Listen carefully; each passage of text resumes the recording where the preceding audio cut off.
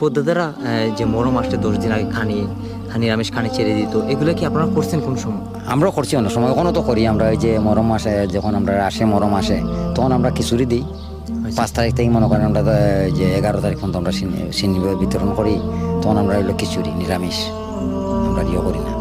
তো আমি বন্ধুরা এমন একজন চাচার সাথে আছি যিনি হচ্ছেন ওনার পদ্ধতি হয়তো ধারণা করে না, এটা বাস্তবে আমরা গ্রামের মুরব্বীর কাছ থেকে শুনছি, আমরা এটা শিয়া পালন ওনাদের করতাম। পদ্ধতিরা শিয়া ছিলেন, আর এখন হচ্ছেন আপনারা সুন্নি হচ্ছেন। শুনি আমরা ফুলতলি সাহেব যে আমরা এখানে ওয়াজও আসতা, ফুলতলি সাহেবরাও আমি দেখছি, তার জানাজাতেও আমি গেছি।